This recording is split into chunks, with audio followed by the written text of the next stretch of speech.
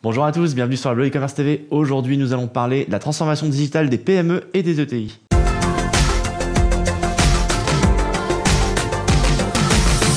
Bonjour Florian, bienvenue sur la Blog e-commerce TV. Salut Guillaume, merci. Alors Florian, tu es expert de la transformation digitale depuis plus de 15 ans.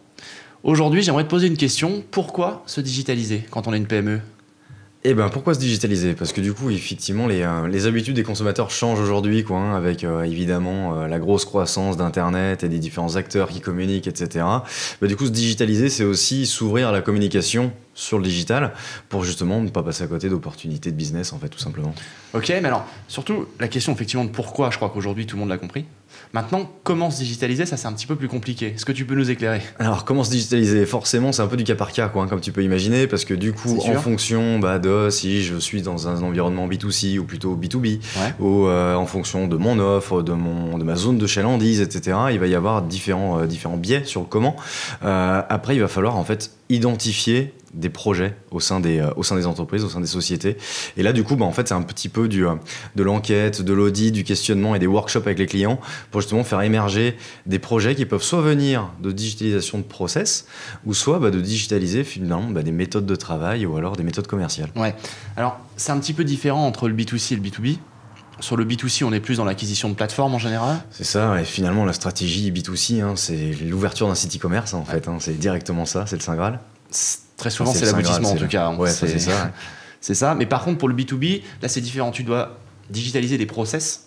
Voilà, en fait, pour le B2B, on va avoir deux choses. On va avoir effectivement le développement commercial, mais le développement commercial ne peut pas aller forcément jusqu'à l'e-commerce, parce que si je suis un fabricant de machines industrielles, ça va être très compliqué de la vendre en ligne immédiatement, c'est sûr. Par contre, je peux avoir 200 commerciaux en France qui tournent et puis qui vont faire de la prospection ou fidéliser des clients. Et là, en fait, le digital va m'aider soit à faire de l'acquisition de prospects, en fait, par le biais d'inbound marketing, content marketing ou des demandes de devis. On peut avoir différentes choses. Et puis après, sinon, digitalisation des process, comme on le disait, c'est une fois que le lead tombe, que j'ai tous mes ERP, mes CRM, mon process de fabrication, etc. C'est souvent des outils qui datent un peu au sein des sociétés. Et du coup, le digital va pouvoir amener des briques type intranet ou extranet pour justement faire communiquer tous ces outils. Et puis ça va faire évoluer les process aussi de métiers historiques, comme par exemple les commerciaux, comme tu disais, qui faisaient des tournées.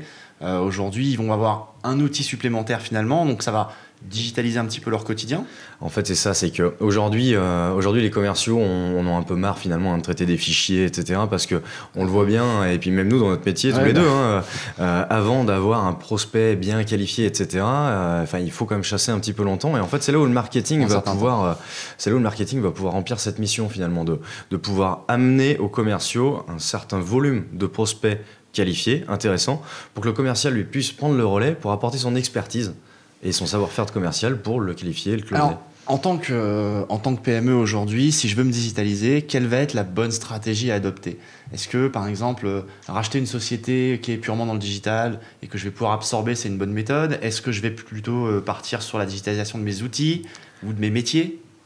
Effectivement, comme tu donnes l'exemple, il y a beaucoup de sociétés qui se disent « Ok, je me mets dans le digital en faisant une croissance externe d'une cellule qui est 100% digitale. » Le problème, effectivement, c'est que du coup, je vais avoir seulement 20% de mon entreprise qui est digitalisée. Parce que ça reste une cellule externe. Voilà, ça va rester une BU qui va être dans son coin et qui aura du mal à s'intégrer. Et donc, du coup, les équipes aussi ont du mal à bien dialoguer ensemble, quoi. Donc, du coup, c'est que je fasse une croissance externe ou non, il va falloir passer par ces fameux workshops, identification de projets, de process au sein des entreprises et aussi, mine de rien, pas un audit, mais un questionnement et puis des workshops, encore une fois, avec les équipes de cette entreprise pour voir comment on pourrait améliorer leur quotidien grâce au digital. Principalement, en fait, la ressource digitale, elle est déjà en interne, c'est juste une évolution qui doit se produire au niveau de chaque pôle, chaque activité dans l'entreprise pour que chacun commence à utiliser des outils qui sont de plus en plus en relation les uns avec les autres, comme un ERP par exemple qui va gérer tous les produits d'un site e-commerce, choses comme ça. Tout à fait, faut pas avoir peur de l'hypermédiatisation, de la transformation numérique des PME ETI, quoi. Après, effectivement, ça va être des nouveaux outils, ça va être des nouveaux indicateurs de performance, des nouveaux outils de suivi.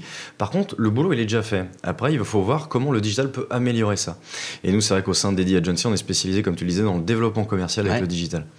Parce que la digitalisation, ça peut être évidemment un sujet très vaste, quoi. Oui, on pourrait parler pendant des heures. C'est ça. Bon, je te remercie en tout cas de nous avoir éclairé de tes lumières. On se retrouve très bientôt pour une prochaine vidéo sur la Blog e-commerce TV. Et si vous avez des questions, n'hésitez pas à nous laisser un commentaire. À très bientôt.